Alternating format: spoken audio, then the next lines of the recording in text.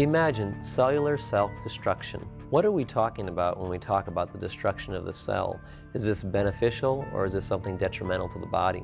Well, today's guests are going to discuss this and its ramifications in regards to what we know as the disease of the ages today, cancer. So I'd like to welcome Dr. Jeff to the show and Dr. Sonia to the show. I'd like to welcome you to this program, Imagine, and we want to start out discussing what is cellular self-destruction and what are we basically talking about? Well, what we're talking about, this is a term that was coined by biological researchers and immunologists not too long ago, because it would be sort of esoteric to talk about cellular death when we're talking about medicine and we want to heal. But to understand the function of this in the position of immunology and, of course, healing, we need to understand how cells die, particularly tumoral cells. That's very important. Right. In other words, what causes the tumor cells to die contrary to what a healthy cell? Right. And this is a process that's the underlying theme of all our therapeutic modalities, which I'll explain one by one. Right.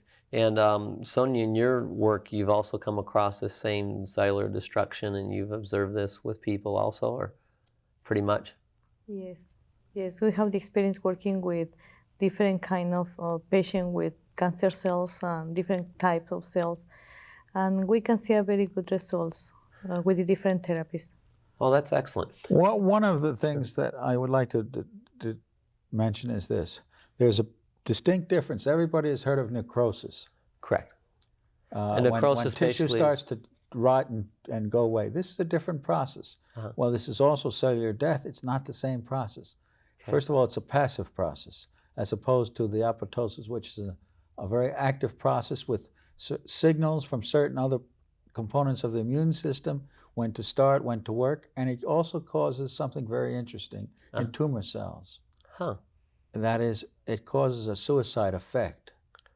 So the cell self-destructs. That's well, the cell has title. A messenger that tells you when its life is over by manipulation of various components of the immune system.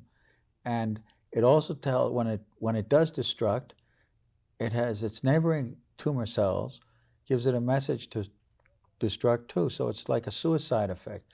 This is well documented. As a matter of fact, the latest documentation came out by a researcher in Italy called Pantagia, and he refers it to the leaves that shed in autumn. It's an active process, but it just doesn't take place instantly.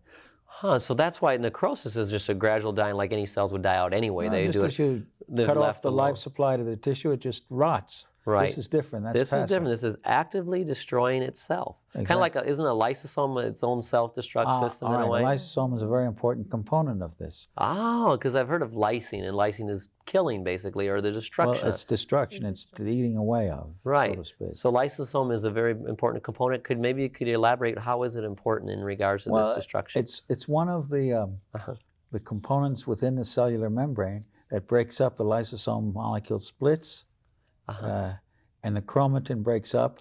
It also invalidates the DNA process in the cell. And of course, as the audience will know, that we cannot duplicate cells without having the DNA coding there. Right. So if this is broken up, we're on our way. And this is what we want to happen with tumor cells. Right. So as I said, the underlying goal to the basis of our therapies, which we'll go through one at a time, starting off with, I think, hypothermia, has immune components and has the ability to do this, to start this process off. Right. Well, I guess we could start off then with, we're talking about immune enhancement and also helping the body to cause this type of cellular self-destruction. Start with hyperthermia, which basically we're talking about, isn't it heating of the body and the body's cells itself? Well, isn't that natural? That's true, but this is localized hypothermia. Oh, interesting. Localized hypothermia goes directly into the tumor cells, and that works through a special apparatuses we have called microwave hypothermia apparatuses. These are legitimate in any part of the world, including the United States, but there is a little gimmick to find it available in the United States. You have to use it? No. You have to use it, according to the FDA ruling, as an adjunct to chemo and ionizing radiation. Oh, I see. So you have to use those other modalities. Those other modalities, which also may be little bit more worse to the body. But where I practice, which is in Mexico, that requirement is not there. But researchers throughout the world have found that there are certain biological rationale for using it without that. One of them is this: kills cells exponentially, tumor cells now we're talking about, at temperatures of 41 to 43 degrees within a certain time period, which is 60 to 90 minutes. Okay, that's that. Right. Kills the cells exponentially. It interferes in the S phase of radioresistant tumor cells, the S phase of the mitotic process. Now this is the process whereby all cells duplicate themselves. That's how we get our color of our eyes and the growth of anything. So it's mitosis. It's actually the growth of the cells itself. Exactly. So if it interferes like that in the tumor cells, good Lord, then we're going to put the brakes on the tumor cells, the growth. So when a tumor gets bigger and bigger very rapidly, and if we could stop this through this process, which is a very simple process to me, but maybe not to the public. Right. But anyway, we've done a couple of things. We've eliminated pain from tumors because we're shrinking the tumor down, you might say. So it's not putting pressure on the nerves. Not putting pressure on the nerves, logically saying. Makes sense. Makes logic. Well, it is sensible, and it's been well proven. This is not a new modality. Matter of fact, the ancient Egyptians used heat in a very crude, rudimentary form to cure tumors and cure certain diseases. Well, look at anatomy books. Every anatomy book talks about the fact that we get fever for what reason? To help eliminate those viruses, bacteria, so that they can't reproduce. Now, I mean, you read that. That brings up an interesting point, because this heat, on the other hand, has the ability to stimulate certain immune components. One of those being gamma interferon, gamma and alpha, interleukin-2, and these are the cytokines. The cytokines.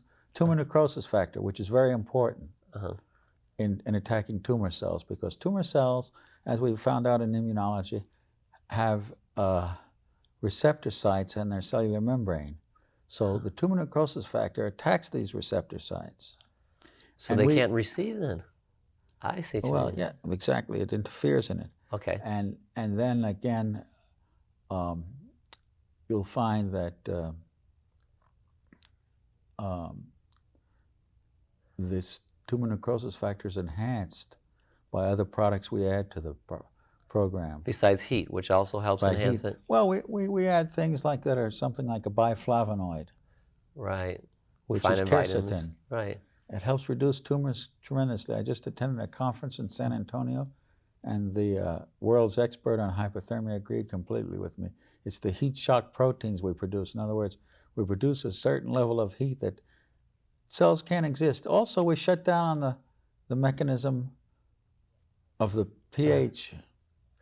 The potential pH value, which we hear of. Right, which is the acid alkalinity pH. Now, cells have to have things in a certain range to live. So hyperthermia is one modality that we do this is low pH. It lowers the extracellular, I make that distinction, the extracellular, because in a bit we'll talk about the intracellular pH of the tumor cells. So the extracellular is outside of the cell, basically, in the pH value, which is more basic or acidic in order to accommodate. Lower. So it'd be more acidic then. Yes. Isn't it true, from what I heard, that cancer cells don't survive outside of a certain range? That if it's too basic, they don't survive very well. Right. If it's too low, it'll make it incompatible with life. Yeah, and too high also, isn't that correct? Basic, it inside also the cell, intracellularly. That's intracellularly, with the basic value is important. That's when we add a mineral called cesium chloride. Right. In an infusion to the individual, and this creates an attraction for tumor cells and raises the pH to such a point inside the tumor cells that the cell just literally withers away and dies. So now cesium chloride is a chemical that is small enough that the cell actually absorbs it, and once inside it has an attraction for it, absolutely. It has a magnetic attraction in some way then, or ionic? An ionic attraction, you could phrase it like that. That's for people to understand it better. And then the cell draws it in, and once it's inside, it changes or alters the pH. Right, and you have to get it up around the 7.8 range, because if it's too low, you will enhance mitosis of the tumor cells. So you it'll have to increase. give an adequate dosage. That's why this needs to be done under the supervision of a physician. Right. Now, this is well documented. As a matter of fact, a lot of animal studies were done by a Dr. Keith Brewer a number of years ago, where he did extensive testing to prove this to be Cesium chloride, that is. Proved to be what I just mentioned. Huh, High no. pH therapy.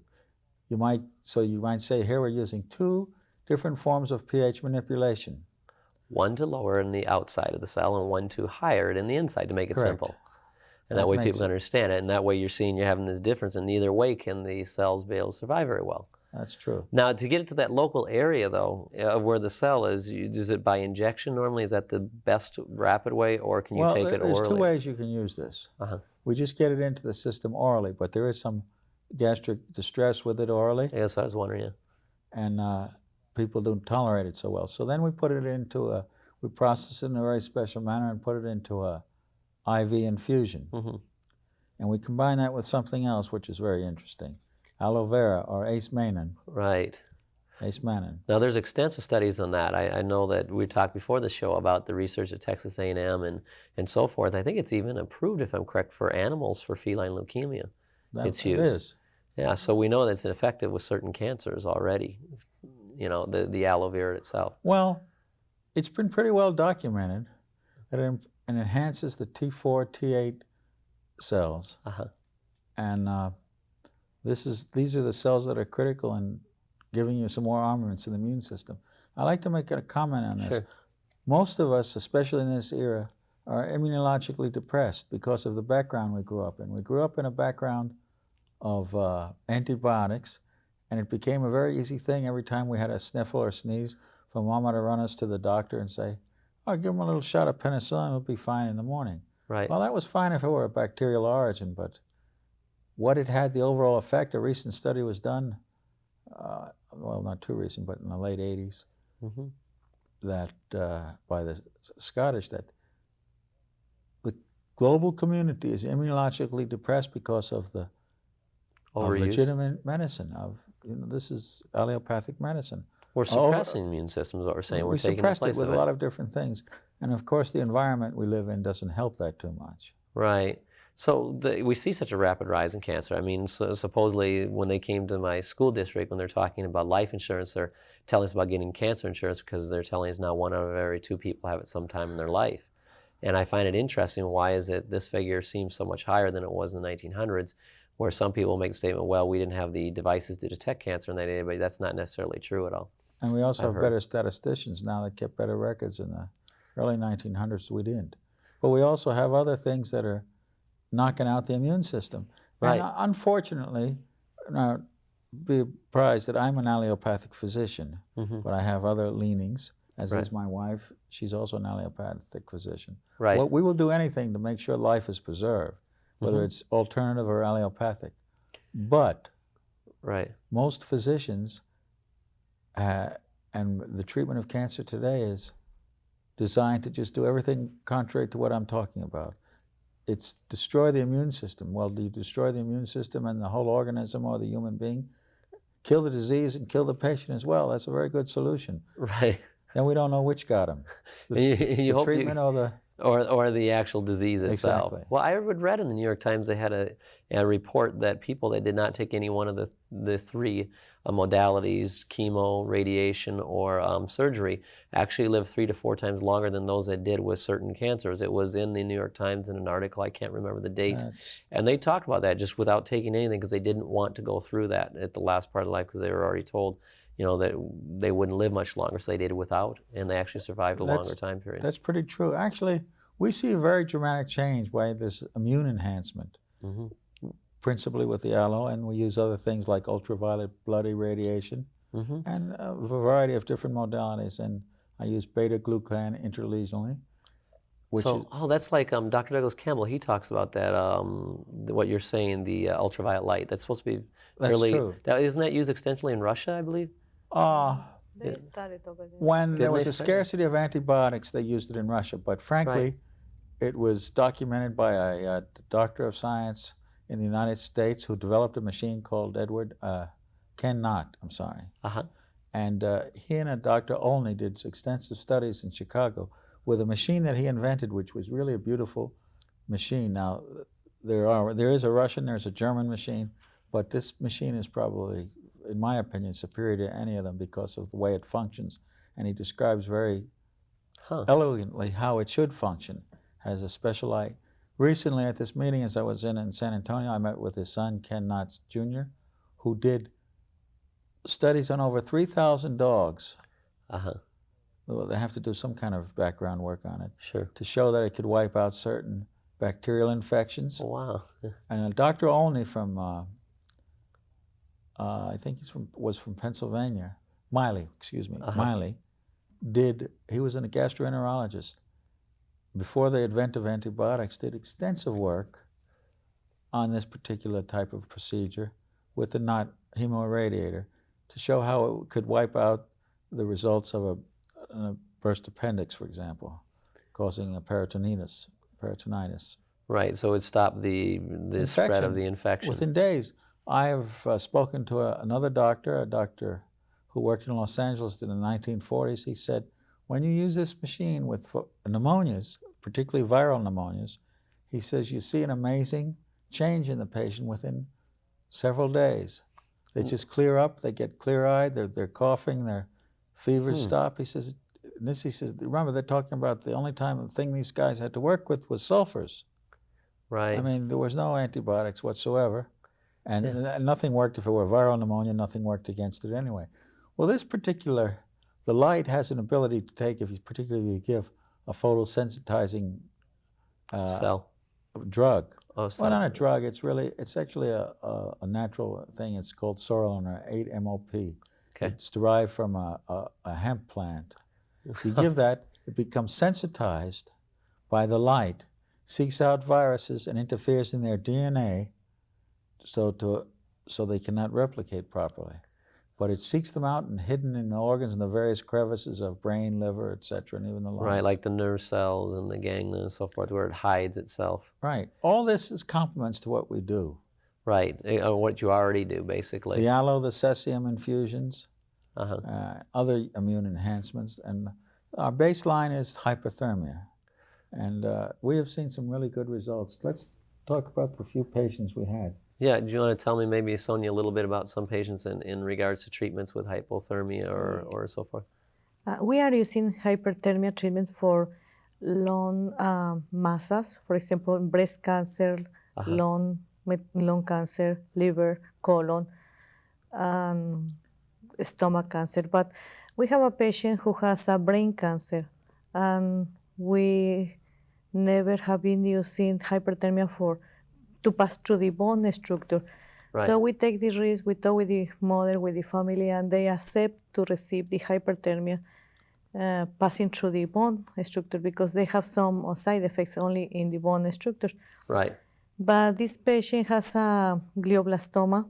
Okay. And which is basically, we should tell people, it's a cancer cell, the glia cells in the brain, is that correct? Yes, exactly. Okay. So in the States, actually they come from Canada, and they said this kind of tumor, it was not possible to do surgery. So okay, right. We start working with him, and he accepted very well the therapy, and the tumoral mass decreased like 95% after. This is a 19-year-old boy, remember, he had his whole life before him. 95%? Right, well, yes. And how do we know this? First of all, there was CAT scans to prove it. Second of all, they did do a surgery because the fluid started to build up in his head because of the maceration of this process of apoptosis started, and he started. So they decided to put a stent in it, and when they to relieve the pressure. To relieve the pressure, and when they did that, they just were amazed. We got comments from the surgeons. We can't believe this has been reduced so significantly from the CAT scan before therapy. The mass was so much less. 95. That's great. So that's a real good. This boy is alive today and functioning.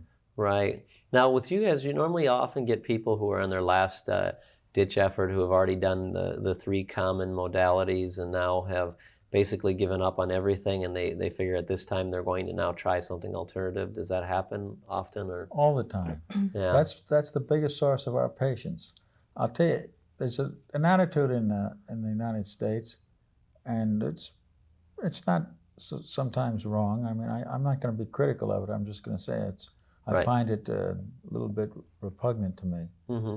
that this is a non-salvageable. Take an 80-year-old woman that she's got a very bad cancer. She's not salvageable. Therefore, let's not put any effort into it. But this could be a person that has a lot of desire to continue live. living, even though she may be elderly, Right. or man or woman. Right. And for a doctor to make that decision, it's not my position to play that role. My position is to try to preserve life. It's like triaging. Basically, you're making a decision who's going triage to. them to God. Yeah, exactly. No. Because I know a lot of people will make the comment, Steve McQueen went to Mexico, and they make the comment he died from those apple seed pits and so forth. First of all, there were apricot seeds, pits, and he didn't. He was. It's a derivative of that. Yeah, which is basically the isn't that what's the term for the vitamin that there's got B17? Amygdalin. Amygdalin. Yeah, which is called, what's the Laetrile. common? Laetrile. Laetrile. But I heard that the actual really well done tests that are conducted show that it is effective to a certain degree, and that that we have not been informed completely in regards to Laetrile tests, because someone told me McQueen came back to the States and actually had surgery, which may have spread the cancer to begin with. After he came back, I mean that's what I heard. We didn't hear the complete story in regards to that. I don't want to comment on any ill of those that are already deceased, but it's pretty common knowledge that Steve McQueen, who lived not too far from here in the Pacific Palisades, led a pretty rambunctious lifestyle, which was a lot of drinking, smoking, whatever else he did. Right. And strictly running around on his motorcycle. That's fine. Maybe that was his way of doing things or expressing himself. Right. But what does it do to his overall general health? I mean, Right. that remains to be evaluated. Let's look at each individual case. This is not a cookbook approach to medicine. This has got to be evaluated as each individual. You're different from me, and she's different from, thank God, from both of us. Right. Well, then, in that regard, do you have much? Do you use Laetrile much at all, or is some people that do respond to that? Yes, because there is one piece of literature printed as it being a good synergistic with hypothermia, and that's when we do use it in an infusion. It doesn't hurt, Right. and we're not talking about outrageous amounts of money, so we use it like that. Yeah. Well, that makes sense. Well, a lot of the modalities you're talking about, are they expensive or inexpensive to use? Well, most of these are not insurance billable, so therefore costs are. Right. I mean, we're talking about over $500,000 worth of equipment. Right. The time and effort to prepare these things. So I'd say they're moderately expensive. Yeah, as compared to, let's say, if they went through, even with insurance or without insurance, would it cost the same in the States? Well, if you go in the States and you go through a cancer program with insurance, which includes chemo and radiation, or Correct. one or both, the average cost, I think, is somewhere in the neighborhood of $50,000 a month. Oh, yeah. Billed to your insurance company. Right. By that standard, our costs are very low. True. But You're not billable by insurance. Well, insurance may and may not pay for them. It depends on people's insurance. That's true. We try. Well, isn't it, from my understanding, most of the modalities used do have scientific backing or are used. For example, you did mention the hypothermia, which does have FDA approval within certain parameters. Right. And I don't know about aloe, how far the testing is went on that, but I do know that it's been approved. For Everything certain that I have has got some sort of scientific documentation, so I can justify my rationale for using it with a mechanism of action, biological rationale. Most of this is biological medicine because we're working on a cellular level. Right. But I take great pride in being able to provide you with a library of information.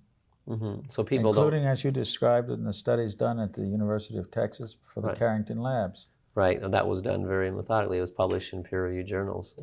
That's what I heard from Michael Hoffman, the other associate, Dr. Hoffman. Alan Hoffman. Alan Hoffman, who quoted about those studies first done, and if I'm correct, they had a number of cancer patients, but also AIDS patients. 39 and 19 of them converted HIV negative after 6 months. Seronegative. Yeah, which we don't know. That means it's still made in the lymph, but at that point it was not detected by using aloe. And what was the one guy? 17 tumors that disappeared within that time period. And that was extremely good results. And the animal studies substantiate this, done by other independent researchers. So you don't have the placebo effect. You can't really take into account with animals. Oh, now, it should be, and being fair to the audience, maybe we need to mention that there was recent publicity about an orthopedist in the East Coast that supposedly had his license lifted for killing people with aloe.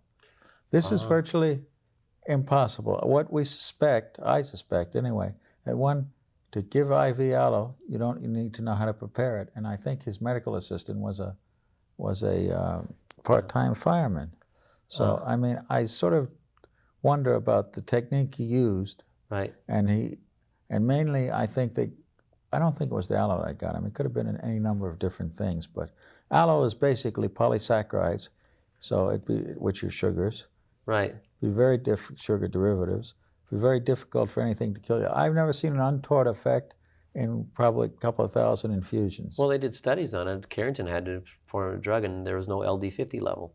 Lethal dose 50%. That means that compared to drugs, you can't find a lethal level for it. What we're trying to do is get your immune system to kick in, this lazy immune system that needs to be woken up so we get the T cells working.